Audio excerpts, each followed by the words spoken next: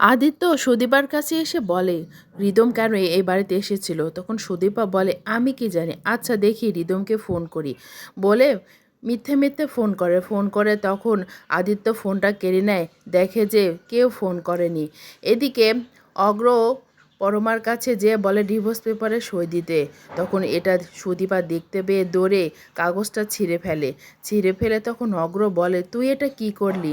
তোর নিজের স্বার্থের জন্য এটা করলি? আমি ওর সাথে সংসার করতে চাচ্ছি না। অগ্র তখন সুদীপাকে বলে, আমি কি নিজের মতো করে কি বাঁচতেও পারবো না? পরমা তখন বলে, আমি বাবা মার কাছে চলে যাব।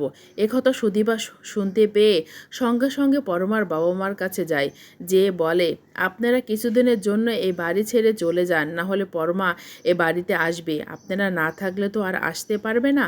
এ কথা শুনে তখন পরমার বাবা মা সিদ্ধান্ত নেয় যে সে বাড়ি ছেড়ে চলে যাবে। এদিকে গায়ত্রী দেবী যখন নিচে আসে, পরমা বলে, আমি এই বাড়ি ছেড়ে চলে যাব। তখন গায়ত্রী দেবী বলে, আবার কি নাটক শুরু হলো?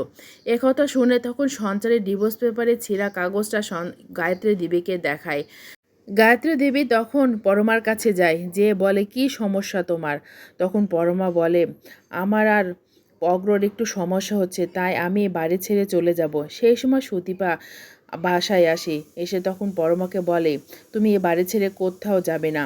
তখন পরমা বলে, তুমি চিন্তা করো না, আমি আমার দায়িত্ব থেকে পিছপা হব না।